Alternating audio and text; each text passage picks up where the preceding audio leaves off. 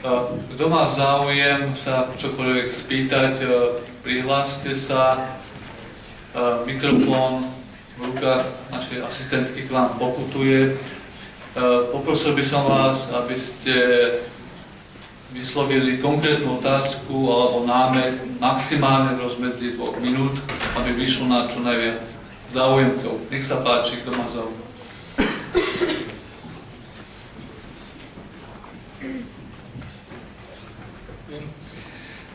RSG sa volám. Ja napriek tomu, čo ste povedal, by som sa pokúsil povedať definíciu sociálnej spravodlivosti. Teda, ak niekto vytvorí svojou prácou nejakú hodnotu, tak táto hodnota mu patrí. Má táto definícia nejaké slabiny? A ešte druhú otázku, že schopnosť vytvárať hodnoty dostali ľudia rôzne. Či je podľa vás spravodlivé alebo nespravodlivé, teda tým schopnostiam vytvárať hodnoty priradiť nejaké očakávania. Napríklad poviem príklad, pánovi Gatesovi by sme pristavili vrece, do ktorého sa zmestí 50 miliárd $. A k inému človeku by sme pristavili vrece, do ktorého sa zmestí len $1000. Tak je to zjednodušené. Či sa vám to dá ako spravodlivé alebo nespravodlivé. Ďakujem.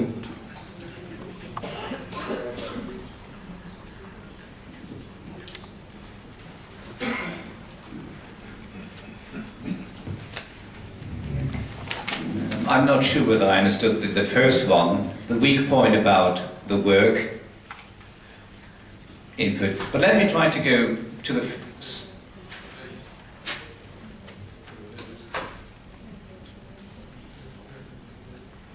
yes, but I'm not sure what the question then was. I mean, when you do work, that's the idea of first appropriation, and that's particularly the Lockean concept that you add work to it, and that's the reason why you take it out. The Lockean conception is a problematic one for several reasons. One being that he too claims that what is existing on earth, all the goods, that they are common. They are given by Lord to everybody, and it's work, or the mixing with labor, to use these words, that takes it out of common use or commonality and makes it private property. I think this is problematic because you cannot say, well, you can say that all goods are descriptively, they are free goods, but claiming that they belong to everybody is a very tough claim, and you need to give reasons for that. He relies on the Bible, and people who are not believers, why should they take his view too? So that's a problematic starting point for theory. The original appropriation simply does mean, in the way I use it, that you take something that is formally not owned by somebody else, because otherwise you would steal it from him, and you are simply making use of your freedom. Of course, what is a problem is to show that you have appropriated it. Sometimes that's very problematic, particularly the case I mentioned, the Red Indians, for instance, because they were gatherers and hunters, and they didn't cultivate land. But they crossed it several times. But crossing land is to other cultural groups, the whites in that particular case, obviously not a way of showing that they try to appropriate it. And some of them claim that they did not appropriate because they think it's not possible to appropriate it. These are then problems that are related to different cultural conceptions. And here it's philosophy can do is can state that there are different cultural concepts. But the case you made before we come to Mr. Gates, the degree of luck. We realize that some people are very lucky. They go to the casino and they simply gain the jackpot, whereas others they go and they lose everything. Some have talents, others have no talents. This is tough luck, but we cannot conclude from the fact that this is so different, dispersed among individuals, talents and luck, that it would be unjust to have a smaller degree of it and just have a bigger one, or vice versa. It's simply a different sphere. Talk about justice is a normative aspect, and talking about how things are distributed, that's a factual one. And you need a normative conception prior, before you say this is just or unjust. What you can state only without a normative conception is, well, it's simply distributed differently. Now,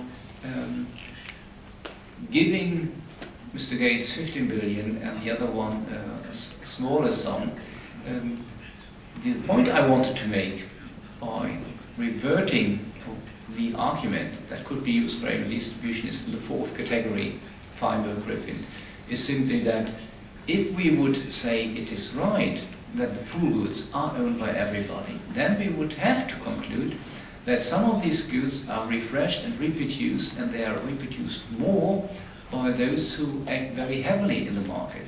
So that would be an argument to give more taxes to Bill Gates than he does pay. That's obviously not an argument that can be used by redistributionists. And they will say, of course, that is not what we mean, but it's a logical conclusion from their reasoning. And I think the argument does not hold for the very same reason as in the reverse case. It does not hold because it is not a common good, the pool good. It's simply a positive externality. Kto ďalší má záujem čokoľvek spýtať?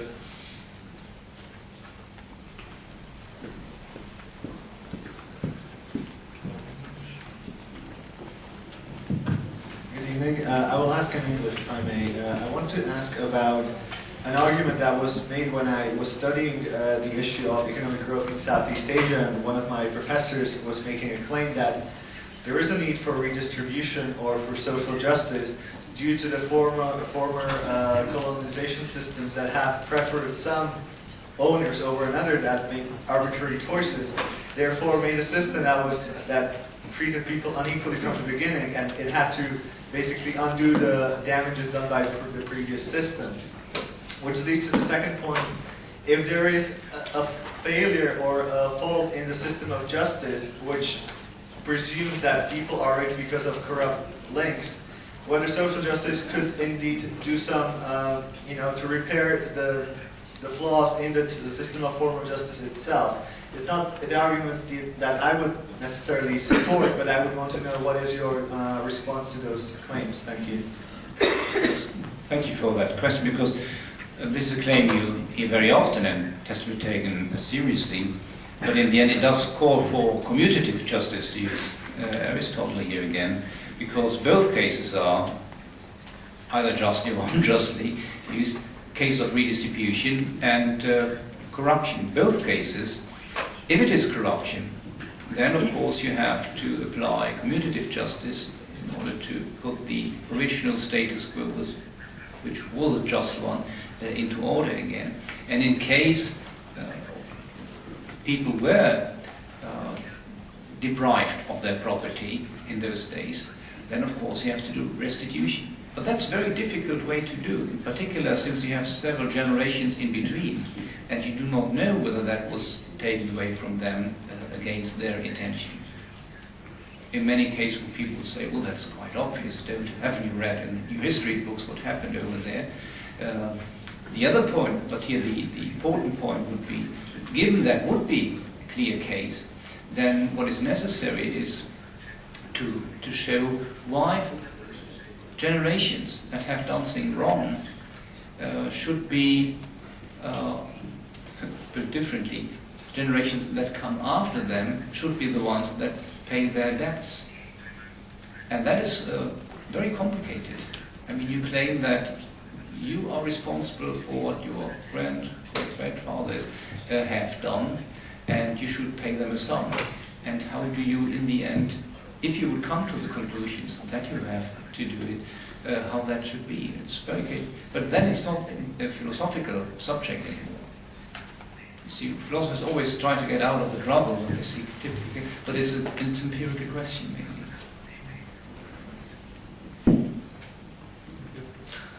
Kto ďalší má záujem sa spýtať niečo?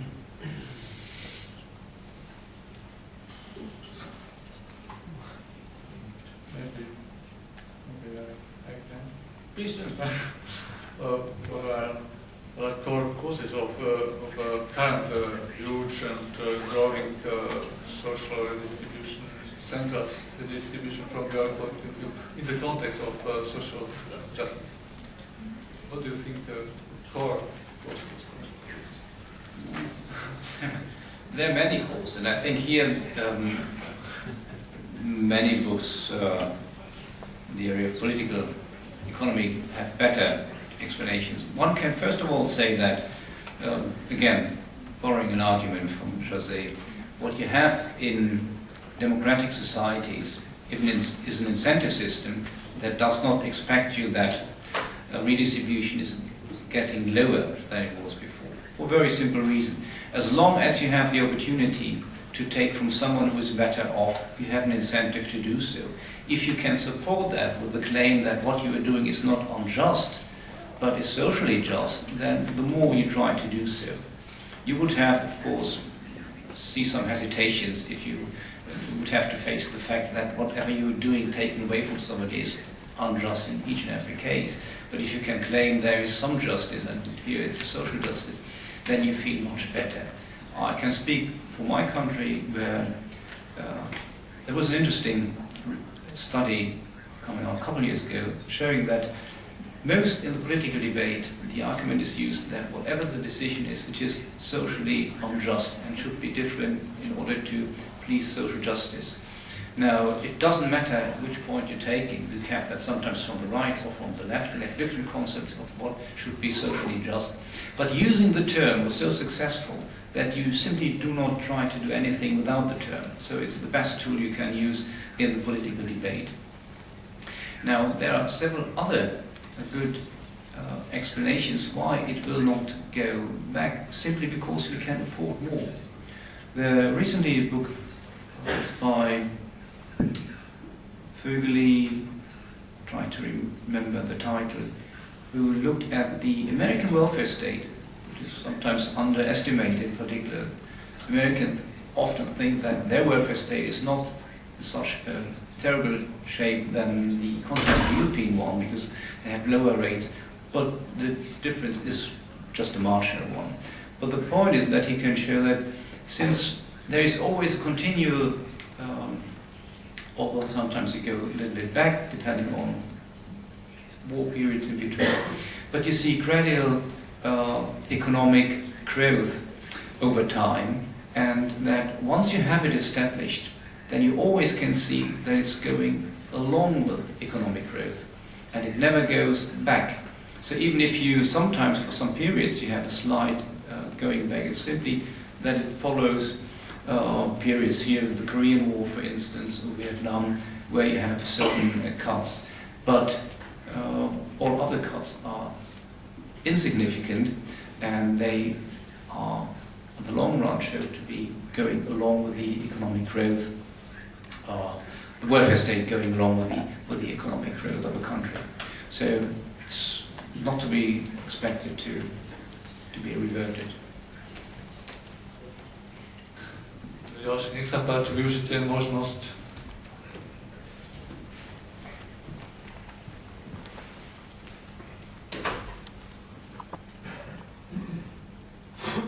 V mnohých krajinách je pomerne dosť veľký podiel tzv. Neplatenej práce. Je to predovšetkým napríklad výchova detí, starostlivosť o svojich príbuzných, ktorí sú napríklad odkazaní na starostlivosť ako chorí a tak ďalej. Z hľadiska neoceňovania tejto práce, kde je vlastne spravodlivosť? Pretože tým, že táto práca nie je oceňovaná, mnoho razy je odmietaná účastníkmi a z toho dôvodu vzniká nedostatok spoločnosti, napríklad konkrétne znížená porodnosť alebo neochota starostlivosti o staršiu generáciu alebo o postihnutých. Niekedy to vedia až k extrémom, že nechceme vidieť postihnutých.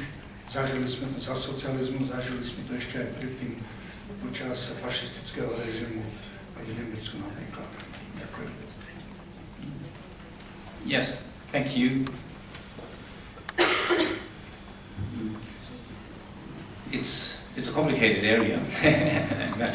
So simple answers are probably not even to be able to be given. But let's try to make a comparison to, say, former days in which you had your private, individual, family-based insurance systems, where the investment in your children did pay simply because, you know, later on they will take care of you. That does not happen any longer in many societies because birth rates go down for efficiency reasons. People think they can invest only in 1 or 2 children and giving them high education, they might be later in a position where they get very high revenues, but for some reason then you lower the likelihoods that somebody takes care of you, because for some reason these people then find, oh, I'm in such a good position now, I cannot take care of you, and they try to put you in a home, so where it's quite expensive. And then unpaid work, I mean, in general what we talk is that if people do it and they are not forced by it, we can say that they do it either because they expect something as a revenue, but it's risky because they don't know who's going to pay for it, or that they do it because there is an implicit contract. This implicit contract was existing in former days when societies were more in a static and less changing period as it is today. Today it's possible, I realized in my papers a couple of days ago, that there is a huge, how did they pose it there? It's a tourism that many people, pensioners, they go in other countries, neighbor countries where the rates for the homes are much lower, so that people can afford. Otherwise they do not know what to do because they are working, and you know that the rate of families where you have 2 workers, it's either family, male and female, is growing over time. And in former days you had it differently, so that at least the wife could afford to take care of her and for his parents without risking losing her job, because she had no job, it was in the family. That worked for a long time. We have no solution developed. Very much to the, say, satisfaction to everybody. Right now one can say, sociologists would put it that way, that we are experiencing what is the best solution to that and what will be the best system pleasing most parties. Right now what we can realize is that politics, if we look at it as a profession, is very inventive because they see this is an area where they can politicize solutions. Before that nobody took care because it was dealt with in the family, and now politics realize, well, we see there are voters because the pensioners are not very happy, families not taking care of them, and so why don't we go there and give solutions to them and get their votes in return? That's, so to speak, the business in politics. If they see it's possible to do it, they do it. It makes them a living. But I'm aware I have not completely in a satisfied way for myself answered that problem.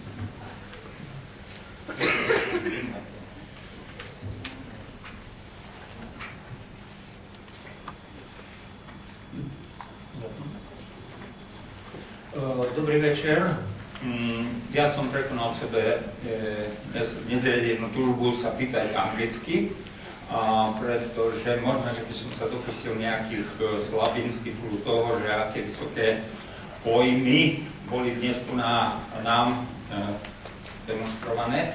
A ja som pochopil, že jednalo sa buď o filozofov, o mysliteľov, dokonca aj teoretikov. A ja som veľmi zvedavý teraz na praktickú aplikáciu týchto pojmov a najmä v hlavách tzv. Common man, obyčajných ľudí, lebo na začiatku tohoto, ako na úvod ste povedali, že individuum a spoločnosť a tam je tá diskrepancia a ktorí sú čo a tak ďalej a teda to je spojené so spravodlivosťou, sociálnou a ako sa ona štepí a podobne. Tak ja teraz tento vás počuť, že vo vašej krajine prakticky, napríklad po posledných voľbách v Spojených štátoch, ako vy vidíte perspektívu uloženia sa týchto pojmov v podľubí toho obyčajného človeka, aby v perspektíve, keby toho viac sa tam uložilo, to v perspektíve by snáď tá diskrepancia, že spravodlivosť nie je spravodlivá, by sa mohla si zmenšovať. Alebo naopak výsledky teraz tých volieb v Spojených štátoch hovoria o tom, že tam môže nastať opačný proces. Ďakujem pekne. Dúfam, že ste pochopili moju otázku.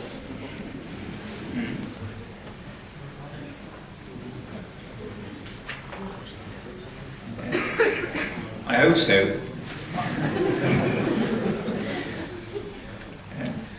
Well, you'll have to give me some time to think what kind of answer I could provide to that. So, the only way would be to start by saying something. I doubly venture that's something I know at least. But that's the end of the road.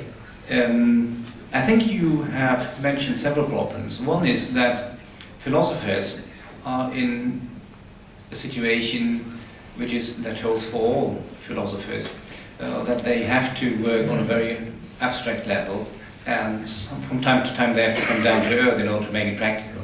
But that is a job you cannot do at the same time.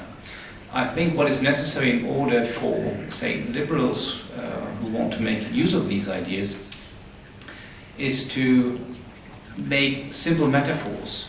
For instance, the early bird picks the worm. That is something that makes sense to many people. If I'm first, then I own it, and not the second one, it comes later. And that supports the idea that people should get up early in the morning in order to do the work and be successful. But that's not all. And if you have terms like prioritization of different utilities or preferences, then what do you do in order to make that more in a simple term? I'm very happy for everybody who makes proposal into that direction. That's difficult. What is necessary are institutes like, for instance, the conservative institutes, to try exactly that. Change messages into, say, very complicated issues into very practical and short messages so that it does work.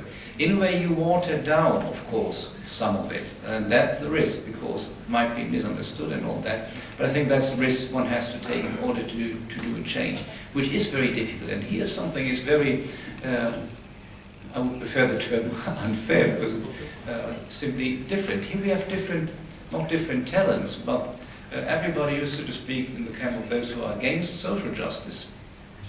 They cannot apply to something what Friedrich Hayek once called the morality of the horde, or the moral of the horde. If you say, see, these people are in need, we need to help them. Go ahead and say, no, I see that they are dying, but I would like to keep my money, and they will kill you, because they are against you.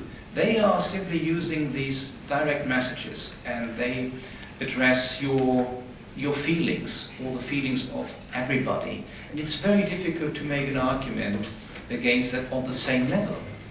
It's what we have, and Hayek was very clear, and I think very intriguing on that.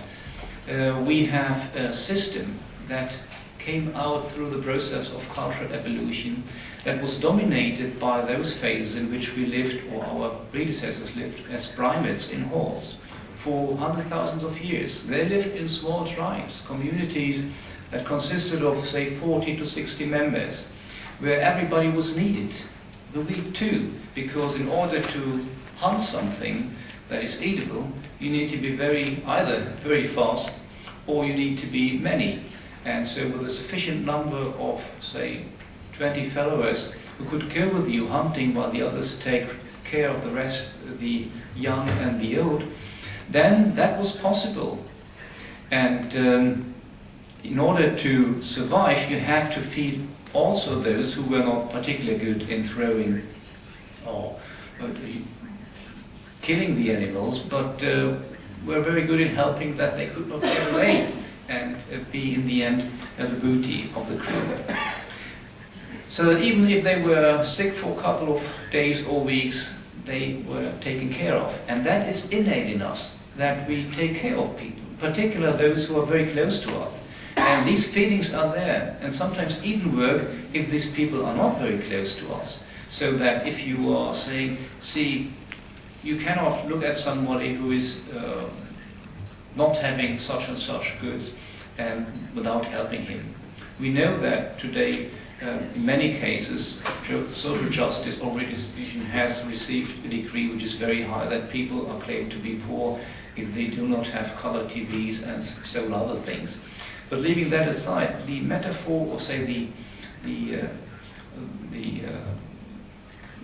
working with these phrases, that is socially unjust, that still works. And here, everybody who is in a different camp has not developed a similar good tool. So what you can do, and have to do in the first place, is show that it does not relate to anything useful or rational, that it's simply full with inner contradictions.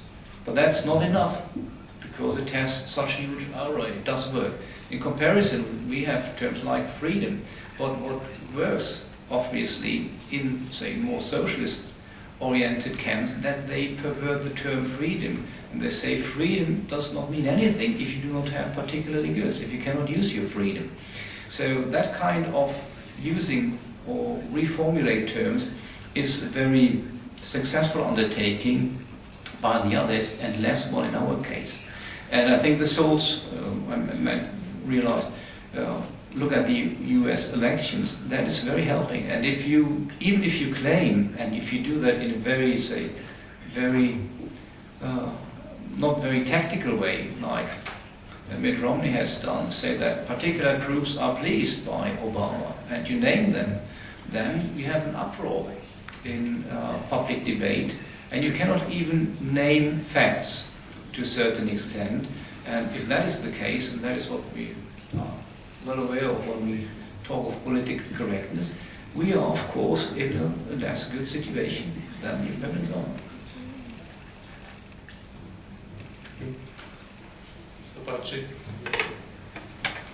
Zdravím, ja by som sa rád spýtal, či existujú, vy ste hovorili na začiatku, teda počas tejto diskusie, že miera prerozdeľovania sa bude neustále zvyšovať. Chcel som sa spýtať, či existuje niekde podľa vás nejaká hranica, kedy to prestane byť efektívne, pretože viete sám dobre, že aj v Amerike sa neustále znižuje počet ľudí, ktorí prispievajú do systému, a tí, ktorí sú čistými placami, tak jednoducho sa ich počet neustále zvyšuje, ale zároveň majú voličské hlasy. Tým pádom, ako ste povedali, dochádza k nejakému spoločenskému konsenzu na základe volieb, ktorý je v princípe nespravodlivý a v podstate neefektívny. A v konkurencii nejakých krajín, ktoré sa tohoto, keď to tak poviem, nedopúšťajú, prestane byť táto krajina časom efektívna, konkurencieschopná, čo vlastne vidíme dneska aj v Európe, pretože svojím spôsobom tá miera prerozdeľovania je tak vysoká, že potrebuje veľkú centralizáciu, ktorá zase prináša korupciu, a to prináša zase ďalšiu nespravodlivosť. Ďakujem.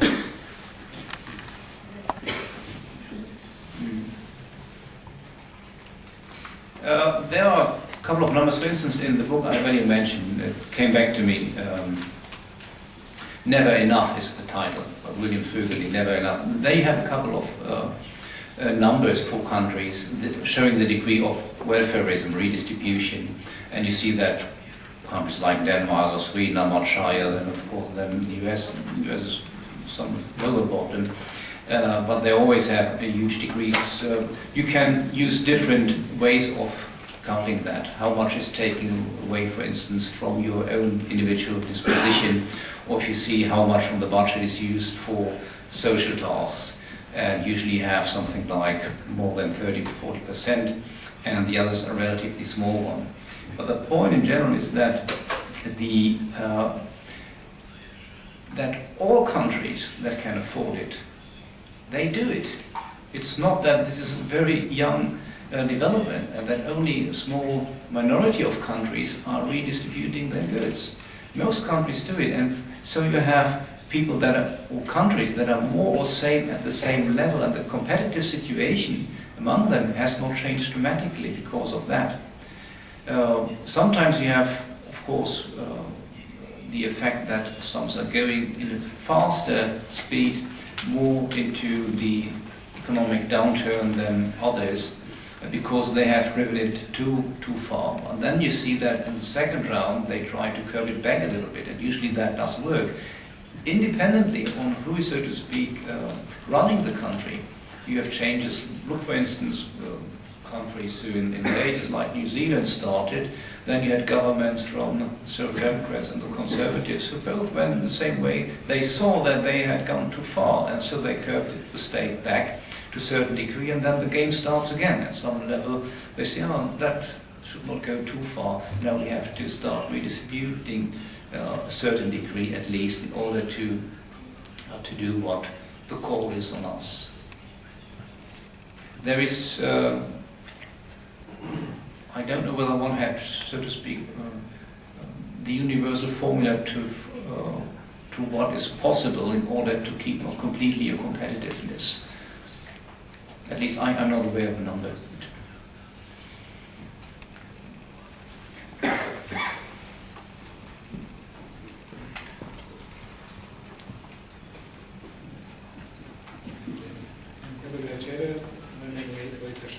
Chcel by som sa uistiť, či som dobre pochopil. Ste mali takú tézu, že jednotlivec, človek môže byť spravodlivý alebo snažiť sa o spravodlivosť, ale spoločnosť je nespravodlivá. Neviem, či som to dobre pochopil takto. A ak je to tak, že takto bolo to formulované, existuje jeden americký teológ, ktorý sa volá Reinhold Niebuhr, ktorý v 40. rokoch napísal knihu The Moral Man in an Immoral Society. Je tam nejaká paralela alebo inšpirácia v tomto vašom videní tej nespravodlivosti v spoločnosti? No, thank you. Sorry, straining myself. No, I do not see a relation to Reinhold Niebuhr in that connection. The point here I try to make is that, at least in the way Hayek has put it, he said that even if in the market people act individually just, the outcome can be neither called just or unjust in reference to the market as actor, because the market is not an actor. And that's his kind of criticism against the idea that we have to redistribute because the market is unjust. It simply does not make sense to call someone who cannot act a non-individual, collective or phenomenon. And so that's mainly the role of that kind of juxtaposing. And in the end, we have seen that it does not hold the argument of social justice.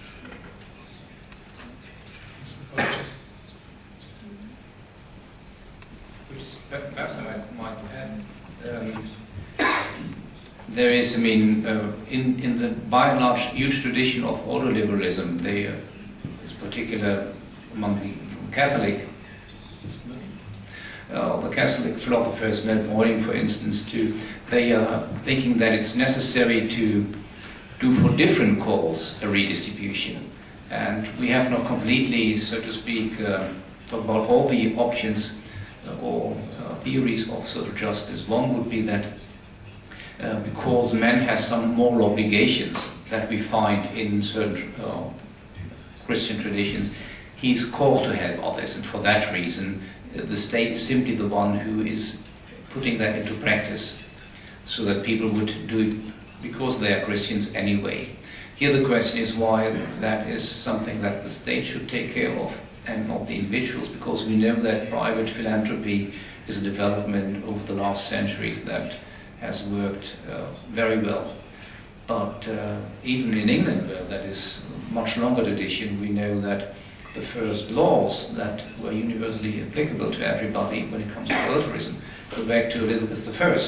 So it's very early that the state had the idea, in that particular case a queen, to put this under the auspices of the state and not leave it to the privates and the individuals. But despite that, the huge degree of voluntary giving, particularly in Great Britain, was enormous, because people simply wanted to help on this. And that's the point, another point you have in redistributionism, that you take away that moral quantity. In days where you did not have a state-guaranteed welfarism, people gave because they had some feelings to their neighbors, And they gave mostly to those they knew, and they knew that they would be better off later on, for they felt morally obliged. Whether that is justified or not is a different question, but they simply did it. And if you then give it, or the state takes it away and he does the redistributive job via taxation, then this stimulus is away, because you think, why should I help others? I've already paid taxation. And there is not the moral bond between you and the one who is the beneficiary. The state has simply taken away that. And that is a moral aspect which deserves attention. But that's a different subject. Dobrý, legeň. Ja len takto tým heslám, ako viete, naši českí bratia hovoria, že raní ptáče, dál to skáče, ale dřív cipne. Ale chcel by som sa spýtať, my sme sa učili ako rozdiel medzi komunizmom a socializmom asi nasledovne, že u socializmu sa hovorilo, že každý podľa svojich schopností a každému podľa práce. U komunizmu sa hovorilo, že to bude každý podľa svojich schopností a každému podľa potrieb. Keď ste to analyzovali, predpokladám, že ste analyzovali aj toto z hľadiska tej spravodlivosti a sociálnej spravodlivosti, ako dopadlo teda to vaše porovnanie. Ako by ste sa k tomu vyjadrili? Ďakujem.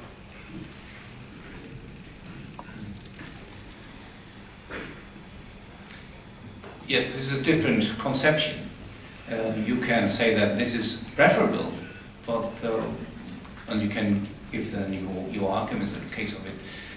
You have arguments for that position, but simply a different conception. I cannot see how this goes in a compatible way with justice, because you take away, unless people voluntarily take that view. You have in smaller societies from case to case exactly that they think that should be the rules of the game.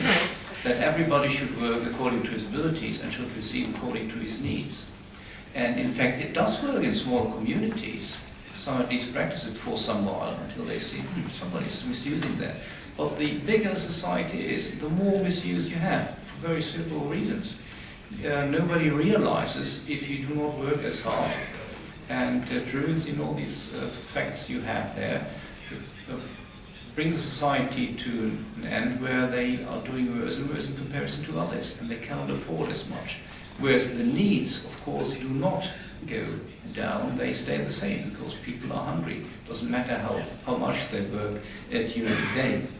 So it's a different concept, it does not go along with justice, because it's forced on others if you do it on the state level.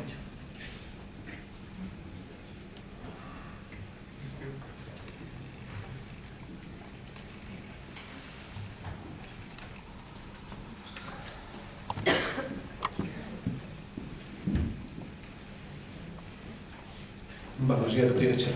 Chcel som spýtať pri tej spravodlivosti, lebo pri prerozdeľovaní niečo aj stojí.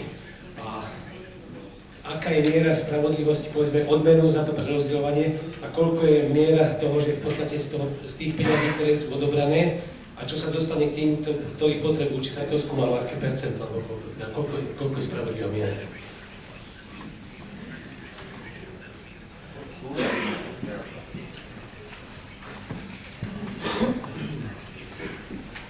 Yes, that is one of the main concerns of the political economists who address the problem of redistribution. First of all, it creates something that is well known on the term of bureaucracy. You need bureaucracy in order to organize it, and then you have, of course, many costs and certain effects. I realized that from when I once applied, and that was not for say in terms of social justice, was for some research, but the same way. You ask somebody to pay for something that you would like to do, so you apply, and the first hint I got from that commission was, well, you have to ask for more. I said, why should I ask for more? I don't need that much, because the work I try to do costs such and such. So, well, see, the point is that if you're asking us for so little, and we have so much money in our budget, we have more clients. clients who are asking for little sums, but we prefer clients who ask for big sums, because then our work is less, because we have to read only 5 papers instead of 500. What would you prefer? So he was quite frank in saying that. Exactly that is what you have everywhere. You have a tendency to give more to people, because simply then you are quicker over with your budget. And that is a tendency you have in bureaucracy. And the other one is that bureaucracy is an organism of itself. It tends to grow. Because if you have a huge unit and you have even more people working on your unit, your salary grows as well. Because you say, now I have to take care of more people. And so you always have a good reason to make that bureaucracy grow. The cost of redistribution, there are several aspects of them. What has been shown by Robert Barrow, Lipson and others is the older democracy grows, the more redistribution you have. So that is something that is not leaving. For the first period in a democracy, you have a certain degree of freedom, but then over time there is the redistribution growing for several aspects, one being the one I mentioned, the other one being that, to put it in bad words, it depends on who can organize his or her interests best. And usually that's the medium income. Those who are not very much in need, but know how to organize their claims, they are much better in negotiating for that. So if you have unions, for instance, or have other huge organizations, they are very good in doing that. But if you are working in a field where you don't have unions, it's very difficult to make your claim. So those who are better off, who can organize their interests better, and that's usually the ones who are, in comparison, in the medium, and not the ones who are not as good as organized. So that is another kind of cost, that you have a redistribution not from those who are very well off to those who are in need, but you have much of redistribution in between. And that's very complicated to find out. If you, for instance, look into a country where you have a free university system like mine, and if you start medicine and say you are not coming from a rich family, or put it the other way, you're coming from a rich family, and you go and you study for free anyway. And I'm not speaking of what they give you in a month in order to make your living, but the costs of studying 5 years. This is a couple of €100,000 for each place for studying medicine. And you get that money from those who have to pay taxes, put it this way, despite the fact whether you are rich or not. So both get it, and in the end, whether they have received, say, 300,000 for free or not, depends on the future. If they make a career, they became the primus in hospital and make much money and pay many taxes, then fine. But if they say after a while, I don't like to go and work because my husband or my wife makes more, then they simply have received that, what was paid for them, and nothing goes back to the society, which was the original idea. We simply redistribute and they pay back, but that does not work in all the cases. And sometimes you have huge costs, but it's difficult to find out whether in the end you contributed more or received more. What we know for many countries, there is a slight, say, degree. It's more, for instance, the US, where you have that's roughly 6% pay 60% of income taxes. You have something like 4% paying 40% of income taxes in Germany, and the reverse, 60% in the US pay roughly 6% of the income tax, and 40% in Germany pay 40% of the income tax, 4% of the income tax. So you have a huge redistribution from one area to the other, and that's another aspect that is often not dealt with. It is the impression in the, say, among many people that most of the redistribution is paid by those who have low incomes. But if you take the total sums, that's not the case. Most is paid anyway by those who have huge incomes. But of course it's much easier to debate, as Obama did, for instance, in his elections, that you have to raise higher taxes for those who are very rich, because it's easy to organize, to get the benefit from them than from those who are organized in bigger groups. But that's, again, another topic. Interrelated all that is. Ak ešte je otázka, tak posledná, last question.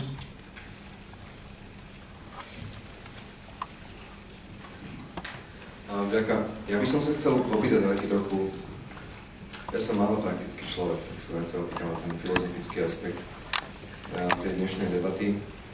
Ja nepoznám tému sociálnej spravodlivosti profesionálne, vnímam ju iba ako človek, ktorému sa raz žije lepšie a raz horšie, takže je to raz viac a inokedy sa zmení dôležitý aspekt života. Ale počujem v tejto debate dnešnej, že tá téma sociálnej spravodlivosti v zásade má ako synonymum tej sociálnej spravodlivosti počúvam slovo alebo výraz redistribúcia. Ja sa chcem opýtať, či z pohľadu filozofie tá téma sociálnej spravodlivosti obsahuje iba ten aspekt redistribúcie, lebo ak áno, tak mi to prípada byť taká v zásade viacej ekonomická téma. Pýtam sa, či ma môže prednášajúci možno navigovať trošku do nejakých iných oblastí filozofie, kde by som sa s tou témou stretol aj z nejakých iných pohľadov, čiste z toho ekonomického pohľadu.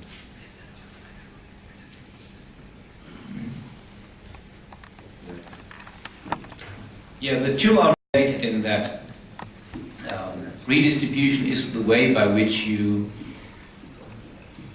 at least in the understanding of those who are in favor of social justice, by which you revert a socially unjust situation. It's the means you do in order to do something that is socially more just than the status quo. And that is difficult to conceive different-wise. If you say that, say, people would deserve more for such and such reasons, in the name of social justice, so then how do you provide them with that more? You need to redistribute, you need to take it from someone in order to give it to others. Now, what you can do that in a way of doing that beforehand or afterwards. You can start by taxing people and giving it back to others, or you can do it by simply do not allow others to gain as much as they could in market processes.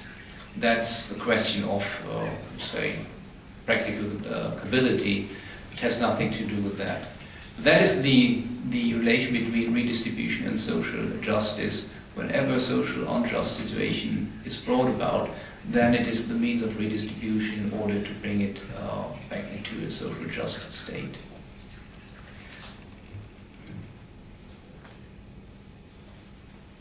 I cannot think of, it's an interesting question, of something that is socially unjust or just that does not call for anything that implies an economic means. Mohol by som to snáď doplniť ešte? Pod otázkou? Na mikrofón, ale rýchlo. Ja ďakujem. Počujem sa? Ja ďakujem za odpoveď. Ja som sa to pýtal preto, že som si nevedel vybaviť z pohľadu filozofie dôvod, pre ktorý by sme mali riešiť otázku sociálnej spravodlivosti. Mne to v tejto téme akutne chýba. Pretože ak to je iba o redistribúcii, tak mi tam prípada byť v zásade zbytočný prístup filozofa. Je to skôr pre ekonómov a myslím, že Hayek, Mises a podobne. Rakúska škola to dávno riešili a tu nás sú spomínaní aj v týchto listoch nejakí autori, ktorí sa tomu aktívne venujú. Z pohľadu filozofie mi tam chýba zmysel alebo snaha o dosiahnutie sociálnej spravodlivosti. Prečo by sme mali chcieť, aby tí iní mali viac? Prečo by sme na to mali použiť distribúciu?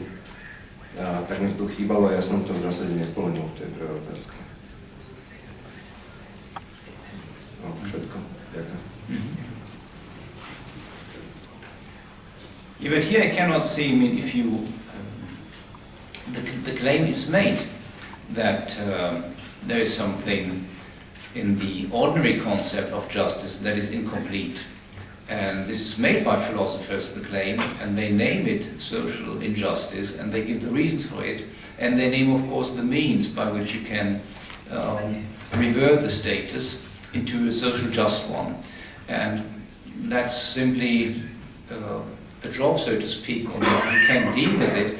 But if they are, those who are having this concept of social justice, if they convince others that it should be applied, you simply have the fact then of redistribution. They go in the democratic process and vote for those parties who, on behalf of social justice, whether justly claimed or not, ask for redistribution.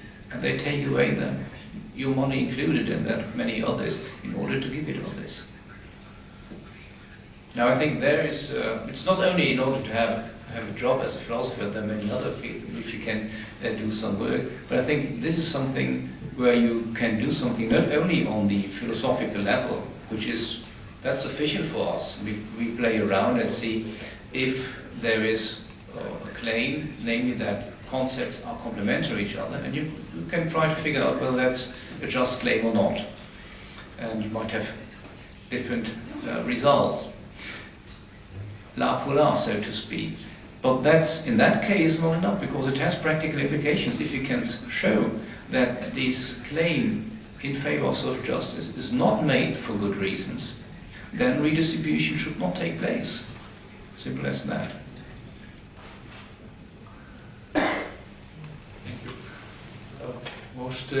Môžeme pokračovať v diskusii neformálnej pri čaši vína, na ktorú vás pozývame týmto pánom. A zároveň vám chcem poďakovať za účasť, za vaše otázky a osobitne chcem poďakovať pánovi profesorovi za jeho excelentnú prednášku a za odpoveď. Thank you very much.